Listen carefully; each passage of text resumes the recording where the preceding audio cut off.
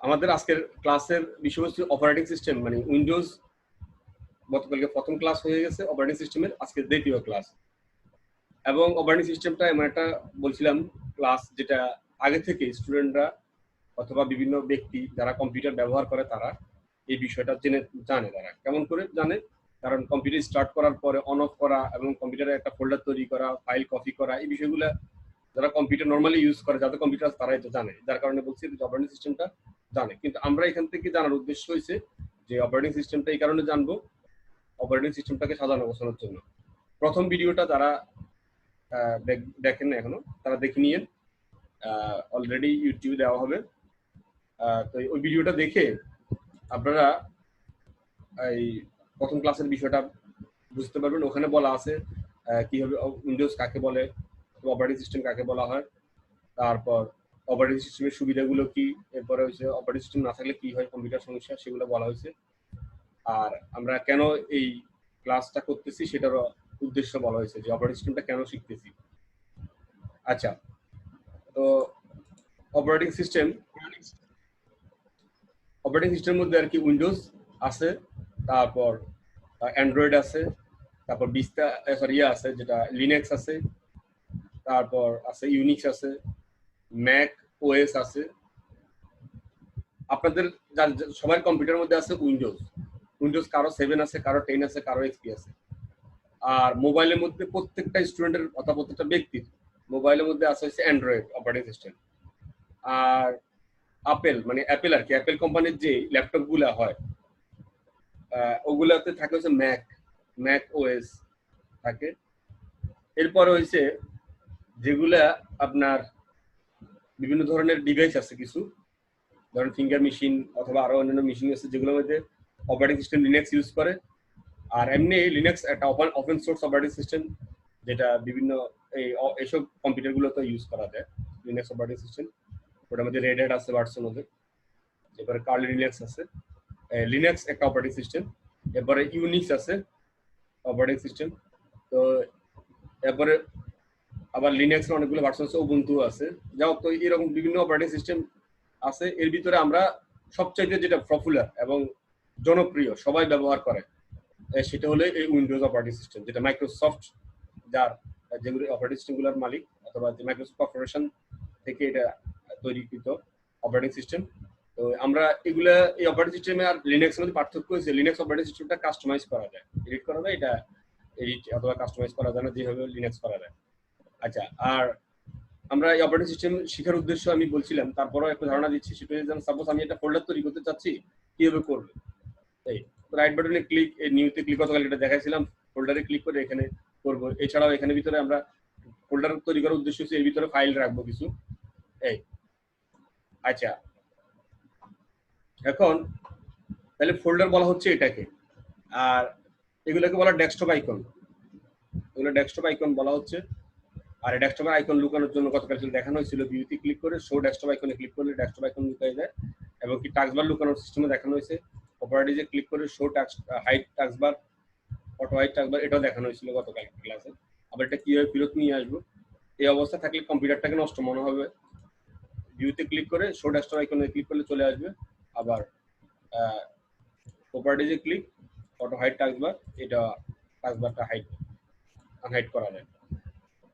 আচ্ছা, আমার আজকের ক্লাসের উদ্দেশ্য হচ্ছে, আজকে আমি যেটা দেখাবো এটা তো অলরেডি গত ক্লাসে শেষ। আজকে দেখানোর ইয়ে আছে যে সাপোজ আমি যদি কোনো সফটওয়্যার কম্পিউটার থেকে রিমুভ করে ফেলি, সেটাকে আবার কিভাবে সেট আপ করবো, এই বিষয়টা দেখাবো। তো ধরুন সাপোজ কম্পিউটার যখন আমরা উইন্ডোজ সেট আপ করি, তখন এই কিছুই থাকে না, এই ফটোশপ থাকে না, কিছুই, কোনো সফটওয়্যার থাকে না, মনে রাখবেন। এই যে পাওয়ার পয়েন্ট বলেন, অ্যাক্রোবিট রিডার, তারপর হচ্ছে কোনো সফটওয়্যার থাকে না কম্পিউটারে। আমরা সফটওয়্যার কিভাবে সেট আপ করতে হয় সেটা দেখি। প্রথম কথা হচ্ছে যেটা সফটওয়্যার সাধারণত থাকে কোথায়, সিডির ভিতরে থাকে, ডিস্ক। যে কোনো ইয়া থেকে, দোকান থেকে আপনার ডিস্ক কিনে নিয়ে আসে, এরপরে সেটাকে সেট আপ করলে আপনার ইয়ে হয়। আমার এখানে সফটওয়্যার আছে কিনা আমি একটু দেখি। .exe সফটওয়্যারের পাথ হচ্ছে .exe। ওয়েবপ্যাড নামে একটা অপারেটিং একটা সফটওয়্যার অলরেডি আছে। আর কি কি আছে, .exe হচ্ছে সফটওয়্যার সেট আপের যে ফাইল, মূল ফাইল, ওটায় সার্চ করে পাওয়া যায়। আচ্ছা, আর কোথাও কোনোটা আছে কিনা দেখি এখানে। .exe জুম অ্যাপস আছে, দেখেন এই যে আমার এখানে কোন কোন সফটওয়্যার আছে। ক্রোম সফটওয়্যার আছে, বিটচেক আছে, ইউটরেন্ট আছে, তারপর জুম ইনস্টলার আছে। আচ্ছা, সাপোজ আমি গুগল ক্রোম আছে না, এটা এই গুগল ক্রোমটা আমার কম্পিউটার থেকে আমি রিমুভ করে দেবো এখন, আবার এটাকে সেট আপ করবো। রিমুভ করার জন্য যে কোনো সফটওয়্যার কম্পিউটার থেকে বাতিল করার জন্য যেতে হবে কন্ট্রোল প্যানেলে, মনে রাখিয়ে। আপনি খুঁজবেন কম্পিউটার কোথায় কন্ট্রোল প্যানেল আছে, টুল টেনে হোক আর যাই হোক। আর সার্চ বারে যদি আপনি লিখে দেন কন্ট্রোল প্যানেল, CONT, সার্চ বারে যা লিখে দিবেন তাই চলে আসবে। কখনো কোনো কিছু খুঁজতে গেলে সবসময় সার্চ বারে লিখেই ফেলাবেন। সার্চ বারে লিখে ফেললে চোখের সামনে চলে আসবে, এই যে কন্ট্রোল প্যানেল চলে আসছে। কন্ট্রোল প্যানেলে গিয়ে কন্ট্রোল প্যানেল হচ্ছে আপনার মোবাইলে যেরকম সেটিং অপশন আছে, ঠিক কম্পিউটারে কন্ট্রোল প্যানেল হচ্ছে ঠিক সেম। আবারও বলতেছি, মোবাইলে যেরকম সেটিং অপশন দিয়ে আপনারা সব কিছু সেটিং করেন, সাউন্ড সেটআপ, ডিসপ্লে সেটআপ, ঠিক কম্পিউটারের কন্ট্রোল প্যানেলটা হলো ওই রকমের, যেখানে সাউন্ড সেটিং করা যায়, ডেট টাইম সেট করা যায়, সব এভরিথিং, ডিসপ্লে সেটিং করা যায়, ইউজার অ্যাকাউন্ট সেটিং করা যায়, পাসওয়ার্ড দেওয়া যায়, আর সফটওয়্যার রিমুভ করা যায়, সফটওয়্যার সবকিছু এখানে করা যায়। আচ্ছা, পিটার সেটিং করা যায়। আচ্ছা, আমরা সফটওয়্যারটা বাতিল করে দিচ্ছি এখন গুগল ক্রোম। সেই জন্য আমরা এখান থেকে খুঁজবো প্রোগ্রাম ফিচার অথবা আনইনস্টল সফটওয়্যার, বুঝছেন কিনা? কোথাও লেখা থাকবে আনইনস্টল সফটওয়্যার, কোথাও লেখা থাকবে প্রোগ্রাম ফিচার। এক কথায় এই প্রোগ্রাম ফিচার, এখান থেকে দেখেন uninstall or change a program. আমরা এখান থেকে গুগল ক্রোম বাদ দিয়ে দেবো। তো গুগল ক্রোম কোথায় থেকে বাদ দেবো, এখানে আছে কিনা, এই যে আছে গুগল ক্রোম থাকবে এখানে, যেহেতু নিচে এখানে আইকন দেখা যাচ্ছে এখানে আছে। আচ্ছা, আনইনস্টলে ক্লিক। এখানে বলছে যে প্রথমে আগে আপনি গুগল ক্রোম ক্লোজ করতে হবে, বলছিল গুগল ক্রোম ক্লোজ আছে না। আচ্ছা, এখানে আনপিনও করে দিই, হ্যাঁ, আর কোথাও এখান থেকেও এক্সিট করে দিই। এগুলো মানে গুগল ক্রোম যদি আপনার ইয়ার থাকে, মানে অন করা থাকে, এটা অন করা বলা হয়। এইগুলো ধরেন ইউটরেন্ট আমি অন করা আছে, এটা অফ করে দিব, এক্সিট। এই বিজয় বা অন্য বর্তমানে অন করা আছে, অফ করে দেবো। মানে এটা অফ না করলে কিন্তু আবার সফটওয়্যার রিমুভ করতে পারবেন। অনেক সময় দেখবেন যে রিমুভে ক্লিক করছেন, রিমুভ হয় না, সফটওয়্যার ডিলিট হয় না। মানে এটার অর্থ হচ্ছে যে আপনি এটা সফটওয়্যারটা অন করা আছে, এই যে কোয়াইট, এটা ক্যামেরা সফটওয়্যার, এই যে কোয়াইট করে দিলে, টুইট করে দিলে এটা বের হয়ে যাবে। আচ্ছা, এখানে গুগল ক্রোম সিলেক্ট করছেন, আনইনস্টলে ক্লিক। এখন বলতেছি যে are you sure you want to uninstall Google Chrome, ঠিক আছে। এখন আমি আনইনস্টলে ক্লিক করলে কি হয়ে যাবে, আনইনস্টল হয়ে যাবে। আচ্ছা, আমি চাইতেছি যে মজিলা ডিলিট করতে চাচ্ছি, গুগল ক্রোম করতে চাচ্ছি না, ইনস্টল করবো আমি গুগল ক্রোম, মজিলা ফায়ারফক্স। সেজন্য মজিলা ফায়ারফক্সটাকে আমি রিমুভ করি। এবার এখান থেকে আছে মজিলাটাকে বাদ দিয়ে দিই, আনইনস্টল, নেক্সট, আবার আনইনস্টল। গুগল ক্রোমটা আমার সেট আপ করতে আবার লাগবে, সময় লাগবে, অথবা করতে পারে, কারণ এটা ওই আপডেট হয়েছে, ফাইল টাইল আছে, এই কারণে আর যে কোনো সফটওয়্যারকে বিএলসি প্লেয়ারটা আপনি বাদ দিয়ে দিতে পারেন। বিএলসি প্লেয়ার হচ্ছে গান চালানোর জন্য একটা প্লেয়ার আর কি, এটা আপনি বাতিল করে দিলে বাতিল করে দিলে। নোকিয়া পিজি সুইটে, যে নোকিয়া পিজি সুইটটা আপনি বাতিল করে দিতে পারেন। এই যে নোকিয়া পিজি সুইটে ক্লিক, এটা 7.0, এই যেখান থেকে এবার আনইনস্টলে ক্লিক। এই আচ্ছা, তার আগে দেখতে হবে নোকিয়া পিজি সুইট এখান থেকে বের করা আছে।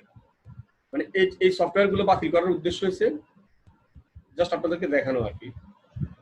আবারও সেট আপ করবো। এবার মনে রাখবেন যে সফটওয়্যার গুলো কোথায় থাকে, সিডির ভিতরে কপি করা থাকে, কম্পিউটারের হার্ড ডিস্কের, হার্ড ড্রাইভের ডি ড্রাইভ, ই ড্রাইভে যদি কপি করে রাখেন তাহলে থাকবে, আর না রাখলে থাকবে না। সফটওয়্যার গুলো কোথায় পাওয়া যায়, কম্পিউটার ওয়ার্ল্ড নামে বিভিন্ন computer sell center, shopping center আছে না, সাকসেস, এই ধরনের কিছু প্রতিষ্ঠান আছে, তাদের কাছে সফটওয়্যার গুলো পাওয়া যায়। একটা সিডির দাম কত, 30 টাকা। 30 টাকা দিয়ে আপনি কতগুলো সফটওয়্যার পাবেন, 200, 300, 500, 1000 সফটওয়্যার পাবেন একসাথে, এক সিডির ভিতরে। একটা ডিভিডি কিনলে 30 টাকা দিয়ে প্রচুর সফটওয়্যার একসাথে পেয়ে যাবেন। যারা, যেমন কি আমি সিডি কিনি, সফটওয়্যার ব্যবহার করি না, 30 টাকা দিয়েও সফটওয়্যার ব্যবহার করি না। আমি কি করি, আমি ইন্টারনেট থেকে করি। যে কেন ইন্টারনেট থেকে করি, কারণ আমার ওয়াইফাই লাইন আছে, তো আমার দরকার নাই শুধু শুধু ওই কম্পিউটার ওয়ার্ল্ডে গিয়ে সফটওয়্যারের জন্য ওখানে যাওয়া। আমি কি করি, গুগল ক্রমে যাই, ওখানে গুগলে সার্চ দিই, এরপর সফটওয়্যারের নাম লিখে দিই, তারপর সফটওয়্যারটা চলে আসে, যেমন মজিলা ফায়ারফক্স। আর কিছু কিছু সফটওয়্যার আছে আপনার টাকা দিয়ে ছাড়া ব্যবহার করতে পারবেন না, সেট আপ করতে পারবেন না। আর কিছু সফটওয়্যার আছে আপনি বিনা পয়সা ইউজ করতে পারবেন। এর মধ্যে ধরেন এগুলো আছে বিনা পয়সা, এই যে মজিলা ফায়ারফক্স, গুগল ক্রোম, এগুলো টেনশন, এগুলো ফ্রি ভার্সন আপনি ইউজ করতে পারবেন। কিন্তু কিছু কিছু সফটওয়্যার আছে আপনার অ্যান্টিভাইরাস, যেমন টাকা ছাড়া ব্যবহার করা যায় না, 1 মাস ব্যবহার করতে পারবেন, এরপর আর নষ্ট হয়ে যাবে। আবার যেগুলো আছে 1 বছরের, সেগুলো আবার ফ্রি ভার্সন, সেগুলো আপনার ভালো সার্ভিস দিবে না। তো টাকা সফটওয়্যার আবার খুব দারুণ কাজ করে, পারফরমেন্স অত্যন্ত স্মার্ট, খুব সুন্দর দ্রুত কাজ করে এবং অপশনগুলো প্রতিটা অপশন কাজ করে। আচ্ছা যাও, ডাউনলোড নাওতে ক্লিক করে আমি সফটওয়্যারটা সেট আপ করতে পারি। আচ্ছা তার আগে আমি অলরেডি যে সফটওয়্যারটা অলরেডি এখানে থাকতে পারে আমার, জুম আছে এখানে এই জায়গাতে অলরেডি সফটওয়্যারটা আমি এখানে ছোট করে ফেলে। এই যা যা সফটওয়্যার আছে আমার এখানে সবগুলোর এখানে নাম আছে। এই জায়গাতে একটা সফটওয়্যার আছে, এটা কি, এটাই মনে মজিলা ফায়ারফক্স লেখা থাকবে আর কি, মজিলা ফায়ারফক্স আকারে। আমরা একটু ওপেন ফোল্ডার, এটা কি সফটওয়্যার দেখি, ওইটা হচ্ছে টাইপ করার সফটওয়্যার আর কি। আচ্ছা এখানে ক্লাসিক শেল আছে, অব্রয়, আবার অব্রয় আছে। অব্রয় বুঝছেন কিনা, ওই যে অব্রয় সফটওয়্যারটা হচ্ছে যেটা বাংলাতে লেখা যায় আর কি। আচ্ছা যাক, অব্রয় সফটওয়্যারটা সেট আপ করি ফেলে। অব্রয় হলে আমি কি লিখতে পারবো, ওই ফেসবুকে সরাসরি লিখতে পারবো আর কি। তবে আমরা বিউজে বা অন্য দিয়েও লিখতে পারি, বিউজে বা অন্য দিয়ে লিখতে পারি। এখানে সেটা সুবিধা হচ্ছে এটাই যে আমি ইংলিশে টাইপ করলে বাংলাতে লেখাটা আসবে আর কি। এটার সুবিধাটা হচ্ছে এটা। ইয়েস রিস্টার্ট বলছে, আমি রিস্টার্ট দিলে এখন আমাদের লাইন বিচ্ছিন্ন হয়ে যাবে, রিস্টার্ট দিলাম না। এরপর এখান থেকে অব্রয়তে ক্লিক করতে হবে। এবার মাইক্রোসফট ওয়ার্ড ওপেন করে এখানে সরাসরি লিখতে পারবেন আর কি। এই সফটওয়্যারে যে অব্রয় ওপেন হয়ে গেছে, এখানে লিখতে হবে স্বাভাবিকভাবে, এখানে ক্লিক করতে হবে, বাংলাতে ক্লিক করলেন। এবার এই শর্ট আপনি লিখবেন AMAR, আমার এসো এন থাকে, এই যে কথা বুঝতে পারছেন কিনা, মানে এখানে ইংলিশে লিখলে বাংলায় আসে। এটা কাদের জন্য অব্রটা সাধারণত হয়েছে যারা বাইরের দেশে, ধরেন সৌদি আরব, কুয়েত, কাতার, ওরা বাংলা ভাষায় কথা বলতে পারে না, তারা লিখবে আর কি। ধরেন আমি হিন্দি ভাষা বলতে পারি, ঠিক আছে, ধরেন আমি হিন্দি ভাষা বলতে পারি কিন্তু আমি লিখতে পারি না, তখন আমার জন্য এই ধরনের সফটওয়্যার। এখন সাপোজ মে নেই সমাজ গায়া, আমি বুঝতে পারিনি, এখন আমি নেই সমাজ গায়া যে কথাটা বলছি, এটা আমি হিন্দিতে লিখে দিলে, ইংলিশে লিখে দিলে হিন্দিতে কনভার্ট হয়ে আসবে আর কি। এটা হচ্ছে এই ধরনের একটা সফটওয়্যার। এটা সাধারণত যেটা সবচেয়ে বেশি উপকার পাবে কারা, যারা বাইরের দেশের, ধরেন কানাডিয়ান, সুইজারল্যান্ড অথবা অস্ট্রেলিয়ান অথবা এমন একটা দেশের, চায়না, তারা বাংলা ভাষায় কোনো একটা টাইপ করতে চাচ্ছে, তাদের জন্য এটা উপকার হবে। তারা বাংলাতে কথা বলতে পারবে, কিন্তু পারলেও ওখানে যখন বাংলা টাইপ করতে থাকবে তখন এটা ইংলিশে টাইপ করতে থাকবে, বাংলাতে চলে আসবে। এই ধরনের একটা উপকার পাওয়া যায়। আর আমরা যারা এটা ব্যবহার করি তারা কি উপকার পাই, ফেসবুকে টাইপ করতে পারি। আর যারা কম্পিউটার টোটালি ধরেন টাইপ জানে না, তারা ওই যে মোবাইলে যারা টাইপ করতে পারে, তারা এই অব্রয়তে টাইপ করে বাংলা টাইপ করতে পারবে। কথা বলছেন কিনা, মোবাইলে যে কি সুন্দর লেখে এই আর কি, ঠিক ওইভাবে ইংলিশে লিখলে বাংলা চলে আসবে। আচ্ছা এই অব্রয়টা ওই ফ্যাসিলিটিটা আমাদের দিয়ে থাকে। আচ্ছা অব্রয় সফটওয়্যারটা আমি সেটআপ দিচ্ছি, এইভাবে করে যত সফটওয়্যার দরকার সব সফটওয়্যার সেটআপ দেওয়া যাবে। এখানের মধ্যে জুম অ্যাপসটা আমাদের সেটআপ করা আছে গুগল ক্রোম, দেখতেছেন এখানে যে গুগল ক্রোমও আছে, আর মজিলা ফায়ারফক্স, ইউটরেন্ট আছে, তারপরে হচ্ছে এখানে মজিলা ফায়ারফক্সটাই দেখি যে নাই, এনিডিক্সটা আছে, দেখছেন এনিডেক্সটা সেটআপ করতে গেলে এখান থেকে জাস্ট ক্লিক করবেন। এই এটা কিন্তু আবার সেটআপ করার জন্য ইন্টারনেট লাগবে, এখানে ইন্টারনেটে অ্যাকসেপ্ট এন্ড ইনস্টল ক্লিক করলে আসবে। আচ্ছা এটা দরকার নেই, এই সফটওয়্যারটা আমার প্রয়োজন নেই।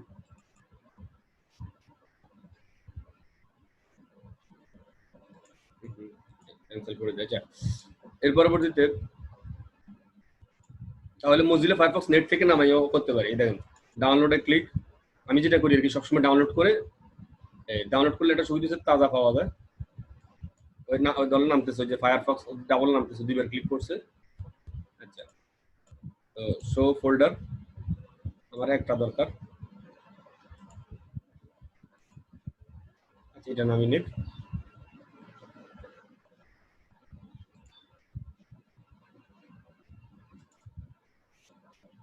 এই যে নামে গেছে। এবার এখান থেকে আমি জাস্ট রানে ক্লিক করবো স্বাভাবিকভাবে, এরপরে ইএসসি ক্লিক করব, এরপর ইন্টারনেট থেকে মানে। আচ্ছা তাহলে এখন রিইনস্টল বলতেছে, দিলাম। আচ্ছা মনে রাখবেন, তাহলে আপনাকে যদি কেউ প্রশ্ন করে সফটওয়্যার সেটআপের সূত্রটা কি, তাহলে উত্তরে বলবে যে এটা বাদ দিয়ে দিই। হ্যাঁ, সফটওয়্যার সূত্র প্রাবদ্ধ বাক্য মানে ইএস, সফটওয়্যার ইনস্টলের সূত্র ইয়েস ইয়েস হচ্ছে শব্দটা হচ্ছে হ্যাঁ ইয়েস। এবার ওকে, এটা হচ্ছে সফটওয়্যার ইনস্টলের সিস্টেম। এরপরে হচ্ছে ইনস্টল, এগুলো সব হামবোধ বাক্য। অ্যাকসেপ্ট, আপনারা এটা অলরেডি করছেন, এই যে বিভিন্ন সফটওয়্যার সেটা দিচ্ছেন অ্যাকসেপ্ট। তারপর আই এগ্রি, এগুলো হচ্ছে এইসব বাক্যগুলো করলে নেক্সট মানে ক্লিক করলে এগুলো করলে আমার সফটওয়্যার সেটআপ হয়ে যাবে। মানে সফটওয়্যার সেটআপের সূত্র হলো হ্যাঁ বোধক বাক্য, yes, okay, install, accept, I agree, next, finish, এগুলো সব আমাদের বাক্য। মানে সামনের দিকে অগ্রসর হচ্ছে না, ফরওয়ার্ড। আচ্ছা, এবার কথা হচ্ছে এটা বিপরীতে সফটওয়্যার সেটআপ করতে যাচ্ছি না, মানে সফটওয়্যারটার সেটআপের মাঝামাঝি অবস্থা বাদ দিতে যাচ্ছি, তাহলে ইয়েস এর বিপরীতে হচ্ছে নো নাকি? ওকে বিপরীতে কি আছে? ক্যান্সেল হবে নাকি? অথবা যাই হোক,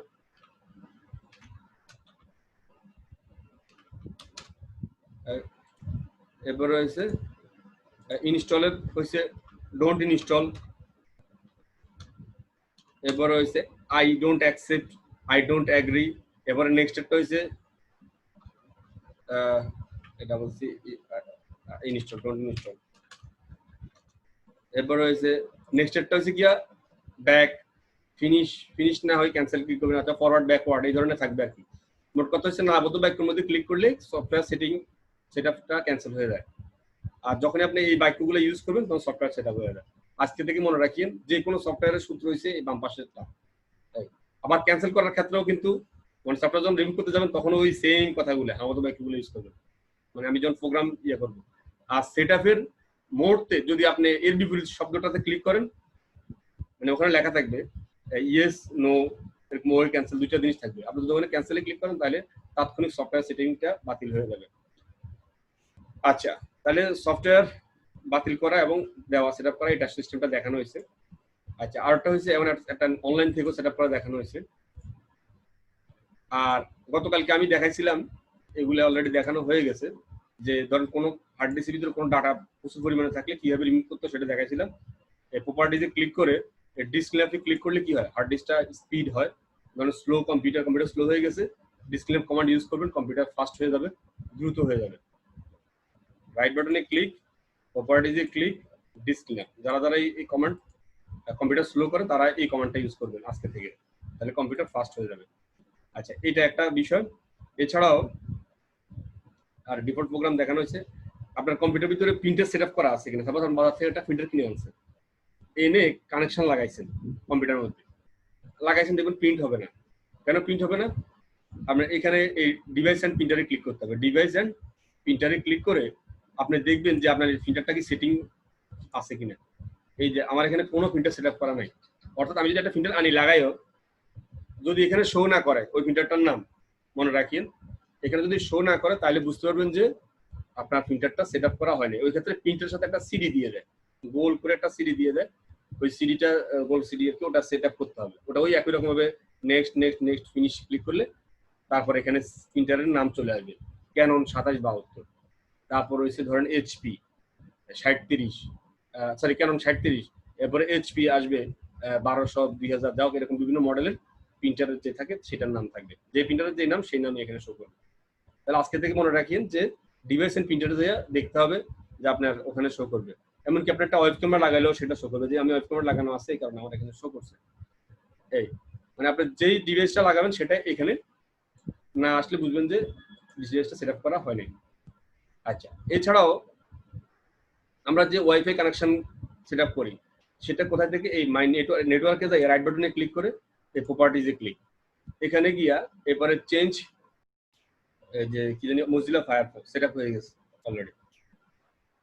কথা বলতে বলতে এখান দিয়ে এটা হয়ে গেছে মজিলা ফায়ারফক্স। আর এখন আমরা যেটা করতে চাচ্ছি সেটা হচ্ছে একটু আগে যেটা দেখেছিলাম যে ইন্টারনেট কানেকশনের জন্য আমরা যে ওয়াইফাই রিসিভার থাকে অথবা যে কর্নারে যে ওয়াইফাই আইকন থাকে সেটা আছে, রাইট বাটনে ক্লিক করলে প্রপার্টিজে ক্লিক করলে দেখা যায় আর কি চেঞ্জ অ্যাডাপ্টার সেটিং।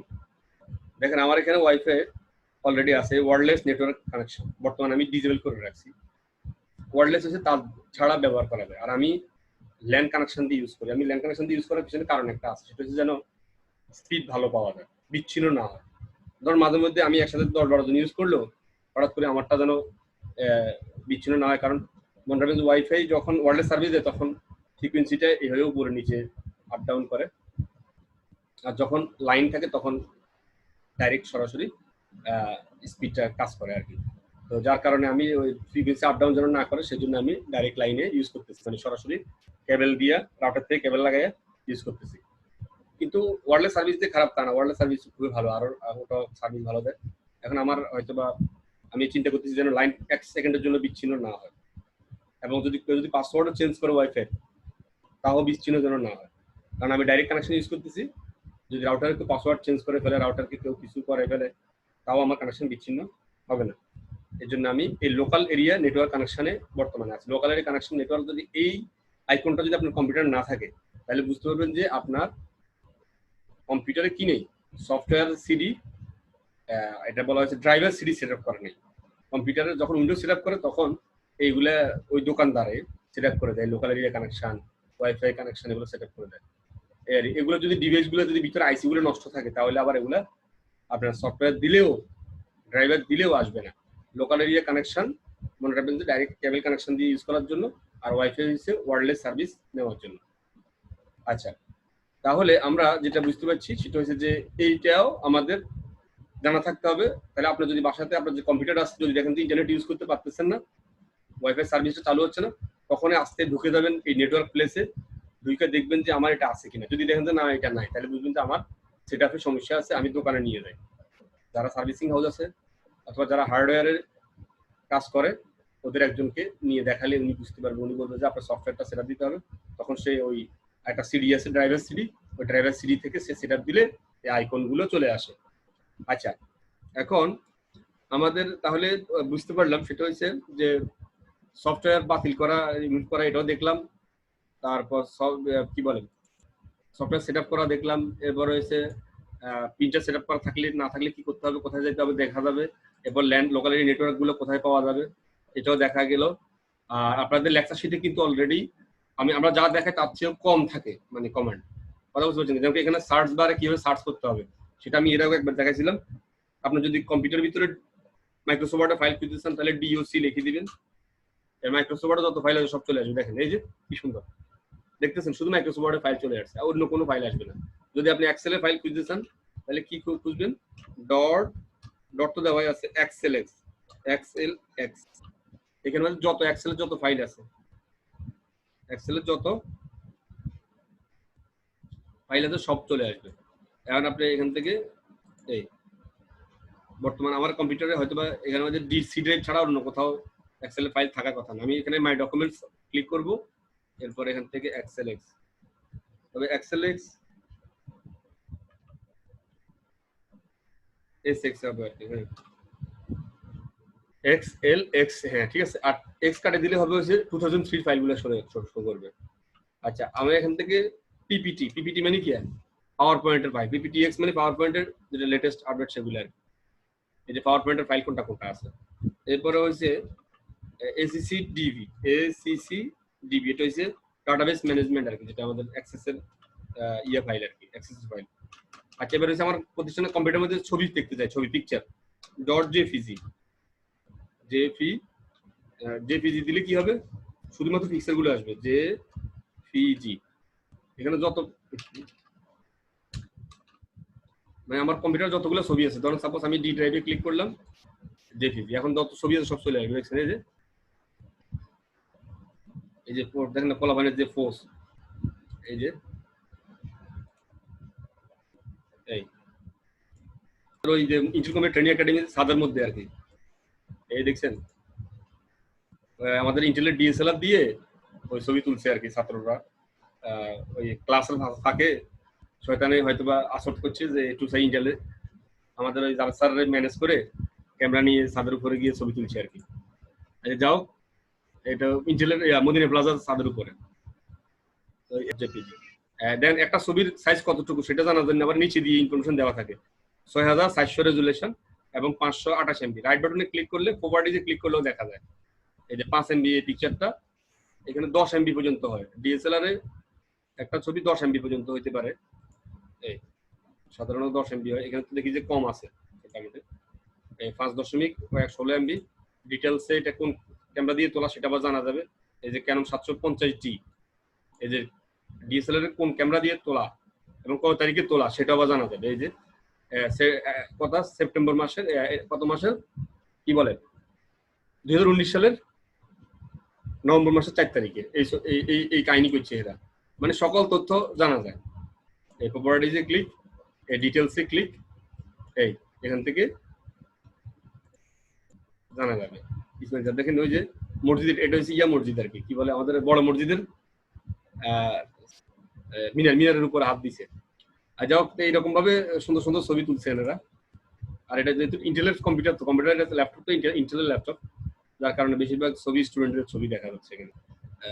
কি পার্টি আয়োজন করছিল। যাও জেপিজি দিলে কি হয় এটা আসে। আর যদি আপনি ভিডিও দেখতে চান তাহলে কি দিতে হবে, mp4.mp4।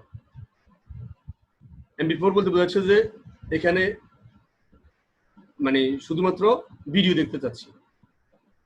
mp4 হচ্ছে ভিডিও, mkv তাও ভিডিও, তারপর বব সেটাও ভিডিও, ডেট সেটাও ভিডিও, এগুলো ভিডিও ফাইল আর কি।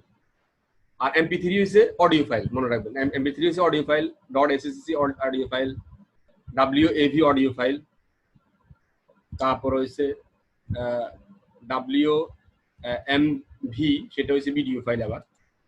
এই আচ্ছা, এখান থেকে এইভাবে করে সার্চ দিয়ে দেখা যায়। দেখেন wav এটা হচ্ছে অডিও ফাইল, এই দেখেন ও পৃথিবী ওই যে অডিও ফাইল। তারপরে হচ্ছে .mkv হচ্ছে ভিডিও ফাইল, কিন্তু mkv ফাইল আমার এখানে নাই। আমি এবার ওই ইয়ার কম্পিউটার এখানে ভিডিও ফাইলটা সাধারণত মুভি আর কি, মুভিগুলো হয় mkv ফরম্যাটে, যেগুলো ফুল এইচডি। আচ্ছা, তাহলে আর এখান থেকে কি হবে, mp3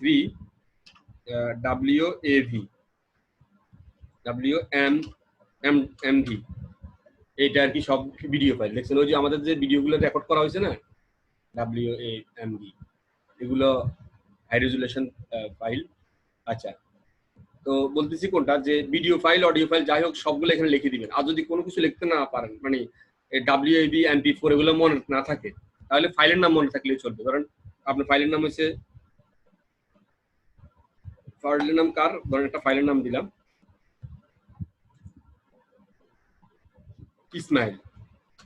ইসমাইল নামে যদি কোনো স্টুডেন্ট থাকে, অথবা মাহফুজা লিখলাম, মাহফুজা নামে যদি কোনো ফাইল থাকে,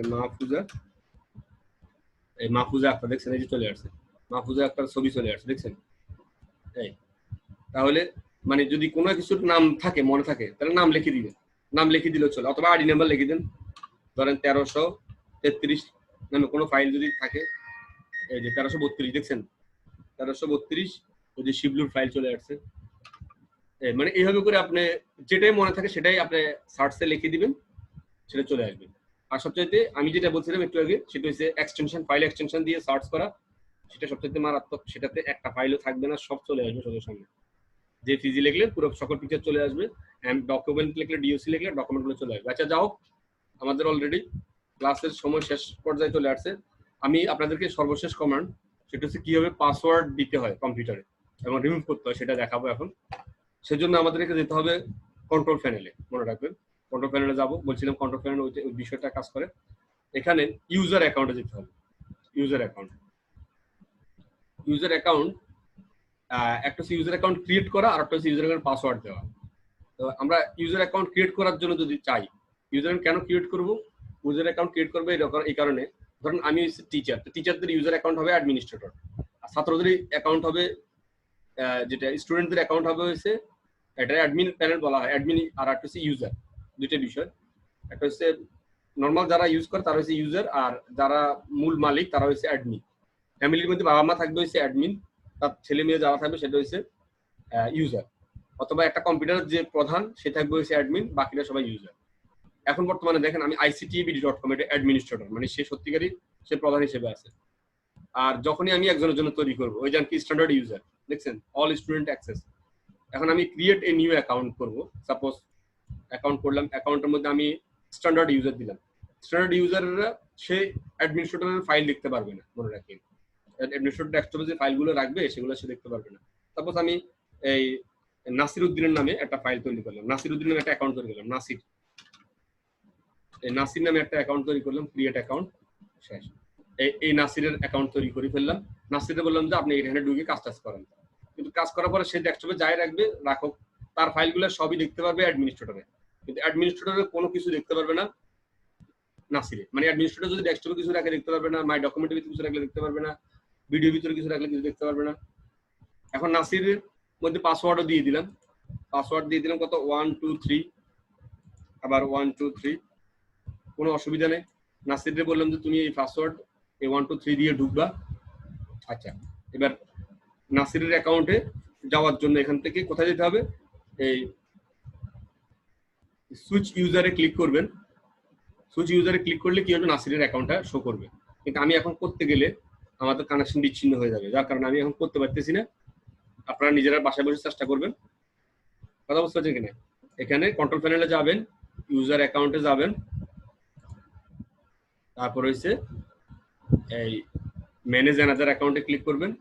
ক্রিয়েট নিউ অ্যাকাউন্টে ক্লিক করলে আপনি আপনার স্টুডেন্টের জন্য অথবা আপনার ছেলেমেয়ের জন্য অথবা আপনার কি বলে আপনার যেটা কর্মচারীর জন্য আপনি অ্যাকাউন্ট খুলে দিবেন। কোনটা? Standard user. আর অ্যাডমিনিস্ট্রেটর নিজের জন্য। আচ্ছা, আমি যদি অ্যাডমিনিস্ট্রেটর অ্যাকাউন্ট একটা খুলে দিই তাহলে ওই অ্যাডমিনিস্ট্রেটর আর ওই অ্যাডমিনিস্ট্রেটর দুইজনের সেম পাওয়ার হবে। আচ্ছা, আমি অ্যাডমিনিস্ট্রেটর অ্যাকাউন্টের পাসওয়ার্ড চেঞ্জ করে ফেলবো, তাহলে আমি এখানে ক্লিক করবো স্বাভাবিকভাবে এবং রিমুভ দ্য পাসওয়ার্ড, রিমুভ পাসওয়ার্ডে ক্লিক করলে অথবা চেঞ্জ পাসওয়ার্ড, চেঞ্জ পাসওয়ার্ড দিতে চাইলে আমাকে বলবে যে আগের পাসওয়ার্ডটা দিন। তো স্বাভাবিকভাবে আমি আগের পাসওয়ার্ডটা দিলাম 1 2 3। এরপরে হয়েছে, এরপরে কি লিখলাম, ধরেন সাপোজ আমি আগের পাসওয়ার্ডটা দিলাম, এবার আমি পাসওয়ার্ড নতুন পাসওয়ার্ড দিলাম 1 2 3 4 5, আবার পাসওয়ার্ড 1 2 3 4 5। এই এখন আমি দিলাম এখানে কমন পাসওয়ার্ড। এখন আমি ক্লিক করা মাত্রই পাসওয়ার্ড চেঞ্জ হয়ে যাবে। এই পাসওয়ার্ড চেঞ্জ হয়ে গেছে, ঠিক আছে? তাহলে পাসওয়ার্ড দেওয়ার সিস্টেম হচ্ছে কি রকম? পাসওয়ার্ড বাতিল করতে গেলে কোথায় যেতে হবে দেখেন, রিমুভ দ্য পাসওয়ার্ড 1 2 3 4 5, এই পাসওয়ার্ড বাতিল হয়ে গেছে। আবার দেখেন পাসওয়ার্ড দেওয়ার সিস্টেম হচ্ছে কোথায়, প্রথমে আবার দেখেন প্রথম থেকে দেখেন স্টার্টে ক্লিক, কন্ট্রোল প্যানেলে ক্লিক, তারপর কোথায় ইউজার অ্যাকাউন্টে ক্লিক, তারপর ক্রিয়েট পাসওয়ার্ড, তারপর হচ্ছে পাসওয়ার্ড দিবেন 1 2 3 4 5, 1 2 3 4 5। এরপরে কমন, কমন বলতে বোঝাচ্ছে যে কমন পাসওয়ার্ড আর কি। এই অনেকে জন্ম তারিখ দিয়ে দেয়, তো লেখে বার্থডে, অনেকে লেখে মোবাইল নাম্বার, ওই কমনের জায়গায় আর কি। হ্যাঁ, এখন পাসওয়ার্ড 1 2 3 4 5, কম্পিউটার রিস্টার্ট দিলে আমার কাছে পাসওয়ার্ড এটাই চাইবে আর কি এখন 1 2 3 4 5। বুঝতে পারছেন কিনা? আর আমি বাকি যে দুইটা অ্যাকাউন্ট করছি ওটা ডিলিট করে দিতে পারবো ইচ্ছা করলে। আমি তো মালিক, অ্যাডমিনিস্ট্রেটর, আমি চাইলে এর অ্যাকাউন্ট ডিলিট করে দিতে পারি। এই যে নাসিরুদ্দিনের অ্যাকাউন্ট আমি ডিলিট করে দিলাম, ডিলিট ফাইলস, ডিলিট অ্যাকাউন্ট, শেষ। নাসিরুদ্দিনের অ্যাকাউন্ট ডিলিট হয়ে গেছে। অল স্টুডেন্ট অ্যাকাউন্টটা রাখলাম, এটা হয়তো প্রয়োজন হতে পারে। আচ্ছা, তাহলে এইভাবে পাসওয়ার্ড কি করা যায়, বাতিল করে দেওয়া যায়, পাসওয়ার্ড চেঞ্জ করা যায় এবং নতুন অ্যাকাউন্ট ক্রিয়েট করা যায়। মনে রাখবেন যে অ্যাকাউন্ট, আবারও বলতেছি, অ্যাকাউন্ট সাধারণত দুই প্রকার, প্রধানত একটা হলো অ্যাডমিনিস্ট্রেটর, একটা হলো ইউজার অ্যাকাউন্ট। আর একটা অ্যাকাউন্ট আছে যেটাকে আমরা গেস্ট অ্যাকাউন্ট বলে। গেস্ট অ্যাকাউন্টে অনেক সার্ভিসে পায় না, শুধুমাত্র গান ছবি কিছু অথবা ভিডিও টিডি কোনো একটা কিছু চাওয়ার জন্য দিতে পারে, সে নর্মাল কিছু জিনিস দেখতে পারে আর কি এখানে কোনো ড্রাইভের মধ্যে। আচ্ছা, আজকে আরো একটা জিনিস দেখাই আমরা, ফোল্ডার লুকানোর জন্য। ফোল্ডার লুকানোটা হচ্ছে, ধরেন আমার যে ফাইল ফোল্ডারটা আছে, এই ফোল্ডারটা ভিতরে কিছু গান, ছবি, গেমস, কোনো ভিডিও ফাইল যেটা অন্য কেউ নষ্ট করে দিতে পারে। সাপোজ ধরেন আমার এই জুম ভিডিও, আমি যে কষ্ট করে জুমের ভিডিওগুলো রাখছি, এগুলো যে কোনো ব্যক্তি নষ্ট করে দিতে পারে যে কোনো সময়।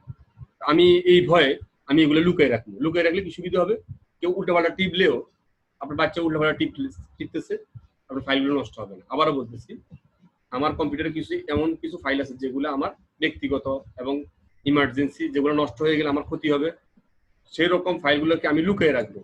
লুকিয়ে রাখার সিস্টেমটা হচ্ছে এরকম। ধরেন জুম ভিডিওর ভিতরে আমি এখানে ইংলিশ ক্লাসের যে ভিডিওগুলো, এগুলো লুকিয়ে রাখবো। তাহলে রাইট বাটনে ক্লিক, প্রপার্টিজে ক্লিক, তারপর গিয়া হিডেনে ক্লিক, অ্যাপ্লাইতে ক্লিক, ওকেতে ক্লিক, হাইড থেকে হিডেন রাখি। হ্যাঁ, দেখেন লুকিয়ে গেছে, দেখছেন? আর একটা ফোল্ডার লুকিয়ে, রাইট বাটনে ক্লিক, প্রপার্টিজে ক্লিক, হিডেনে ক্লিক, অ্যাপ্লাইতে ক্লিক, ওকেতে ক্লিক, আরেকটা লুকিয়ে ফেলেছে। এবার ধরেন এটা গোড়াটা এটা পুরাই লুকিয়ে ফেলে। রাইট বাটনে ক্লিক, প্রপার্টিজে ক্লিক, হিডেনে ক্লিক, অ্যাপ্লাইতে ক্লিক, ওকেতে ক্লিক, এই সব লুকিয়ে ফেলেছে। এখন এবার এই যে লুকিয়ে ফেলেছেন, এটা তো ভয়ঙ্কর বিষয়। আপনার কতগুলো আরো বিপদ ঘটাই ফেলেছেন কিনা। মনে রাখবেন যে ফোল্ডারে লুকাইছেন যে ফাইল ঢুকে সেটা মনে রাখতে হবে আপনার, কোন ড্রাইভে ঢুকেছেন সেটা আপনার মনে রাখতে হবে, নয় আপনি নিজেও পাবেন না। এই যেমন কি আমি লুকেছি ই ড্রাইভের ফাইল, এবার কিভাবে ফেরত আনবো? লুকানো তো সহজ, রাইট বাটনে ক্লিক, প্রপার্টিজে ক্লিক, হিডেনে ক্লিক, লুকে গেল শেষ। কিন্তু এবার ফেরত আনবো কিভাবে? দেখেন ফেরত আনার সিস্টেমটা হচ্ছে স্টার্টে ক্লিক, কন্ট্রোল প্যানেলে ক্লিক, তারপর ফোল্ডার অপশনে ক্লিক, ভিউতে click, show hidden file, apply, okay চলে আসছে। দেখেন এবার আমরা আবার আগের জায়গায় চলে যাই। এই দেখেন এই যে জাপসা হয়ে আসছে, রাইট বাটনে ক্লিক, প্রপার্টিজে ক্লিক, হিডেন টিকসিনোটে উঠাই দেবো, অ্যাপ্লাইতে ক্লিক, ওকেতে ক্লিক, আবার ওকেতে ক্লিক, এই উঠে গেছে। ভিতরের দিকে দেখেন সব ঠিক হয়ে গেছে। রাইট বাটনে ক্লিক, প্রপার্টিজে ক্লিক করে হিডেনটা টিকসিনোটে উঠাই দিলে চলে যাবে। আর ভিতর থেকে আনার সিস্টেমটা হচ্ছে স্টার্টে ক্লিক, কন্ট্রোল প্যানেলে ক্লিক, আর ফোল্ডার অপশনে গিয়ে এখান থেকে ভিউতে ক্লিক করে শো হিডেন ফাইল ক্লিক করলে হয়ে গেল। আচ্ছা আপনারা মনে রাখবেন যে আপনাদেরকে যতগুলো কমান্ড দেখানোর কথা ইন্টেল কম্পিউটার ট্রেনিং একাডেমির লেকচার শিটে যা দেওয়া আছে তা তো আপনারা পাবেন, বাড়তি আমি আরো কিছু কমান্ড দেখাই। এখন আজকে যে কমান্ডটা দেখাইছিলাম একটু আগে, পাসওয়ার্ড দেওয়া, এটা লেকচার শিটে কোথাও নেই, কথা বুঝতে পারছেন কিনা? আবার ফাইল যে লুকানো যেটা আছে না, সেটা কিন্তু লেকচার শিটে আছে, ফোল্ডার কিভাবে লুকাইতে হয়, কথা বুঝতে পারছেন কিনা? আবার ওই কমান্ডটা নাই, লোকাল এরিয়া নেটওয়ার্ক যদি ইয়ার না থাকে কিভাবে শো করাইতে হয়, অথবা এটা আছে কিনা কম্পিউটারে, প্রিন্টার সেট আপ করেন না আছে কিনা, এই সিস্টেমগুলো আবার দেখানো নাই। আবার সার্চ করে যে সার্চ করারটা ওখানে দেওয়া আছে, কিন্তু বলা নাই যে কিভাবে সার্চ করতে হবে। ওই শীটের মধ্যে যেটা দেওয়া থাকে এটা সংক্ষিপ্তভাবে দেওয়া থাকে, কিন্তু যখন ক্লাস করবেন তখন একটু ব্রডলি পাবেন। এই আচ্ছা, আমাদের আজকের ক্লাসে মোটামুটি অনেকগুলো বিষয় হয়েছে, খেয়াল করছেন কিনা জানি না। সেটা হচ্ছে সফটওয়্যার সেট আপ করা বাদ দেওয়া, আবার বলতেছি, তারপর পাসওয়ার্ড দেওয়া বাদ দেওয়া, ফোল্ডার লুকানো এবং ওপেন করা।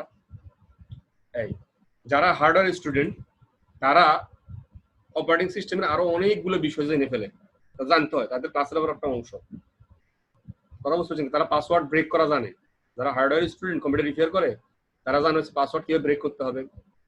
তারপর হচ্ছে তারা ওই যে কি বলে কম্পিউটারকে অন অফ করার জন্য আপনারা যে পাওয়ার বাটন চাপ দেন, এটা ছাড়া আরো কোনো বাটন সিস্টেম করে অন করা যায় কিভাবে, তারা মানে আরো কম্পিউটার অনেকগুলো অপশন আছে যেগুলো তারা জানে, জানতে হয় এবং তারা জানার সিস্টেম করে।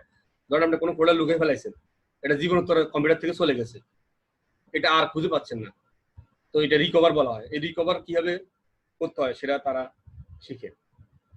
তাদেরও আপনাদের মতো 36টা ক্লাস হয় হার্ডওয়্যার ডিপার্টমেন্টে, তো 36টা ক্লাস তাদেরটাও একেবারে ডিফারেন্ট, আপনাদের মতো কোনো মিল নেই। এটা অফিস প্রোগ্রামের এমএস ওয়ার্ডের মতো কোনো মিল নেই, ওটার সেকশনটাই আলাদা, সিস্টেমটা ওটা রিপেয়ারিং ক্লাস, রিপেয়ারের বিভিন্ন বিষয়ে সমস্যা সলভ করা হয়।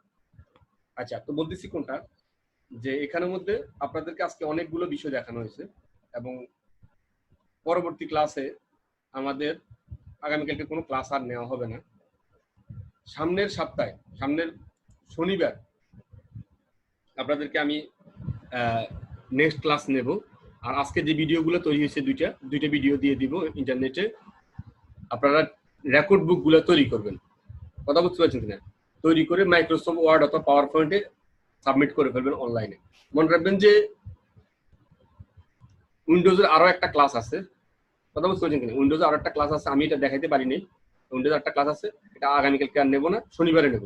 উইন্ডোজে আরো একটা ক্লাস আছে, মনে রাখবেন ওই ক্লাসটা শনিবারে নেব। সেটা কি দেখানো হবে ওখানে, কিভাবে পেইন্ট কমান্ড ব্যবহার করা হয়, মানে আপনার ডেস্কটপের মধ্যে এরকম আপনার কোনো একটা লোগো আমাকে কিভাবে দিতে হয় সেটা দেখানো হবে। তবে গণিত ট্রেন নামে একটা আছে, ওটা হয়ে গেছে।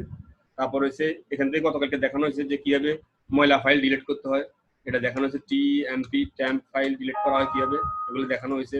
রিসেন্ট ফাইল কিভাবে ডিলিট করতে হয়, এটার ক্লাস অলরেডি। জাঙ্ক ফাইল যেটাকে বলা হয়, এটার ক্লাস হয়ে গেছে। জাঙ্ক ফাইলগুলো ডিলিট করা, টেম্পোরারি ফাইল ডিলিট করা, এগুলো প্রসেস দেখানো হয়েছে। এটা প্রথম ক্লাসে শেষ। আর এখন সামনের ক্লাসে আপনাকে আরো কিছু জিনিস দেখানো হবে। উইন্ডোজের আরেকটা ক্লাস আছে শেষ। আর এছাড়াও পাওয়ার পয়েন্টের জন্য আমি আপনাদেরকে একটা কাজ বলছিলাম সবাইকে করার জন্য, নিজেরা করার জন্য। সেটা হচ্ছে আপনারা করে ফেলবেন, বিশেষ করে নাসিরুদ্দিন ক্লাস করে মাহফুজাকে বলতেছি, মাহফুজা করে অনলাইনে দিয়ে দিন। সেটা হচ্ছে বাস শিডিউলটা দিয়ে দিন।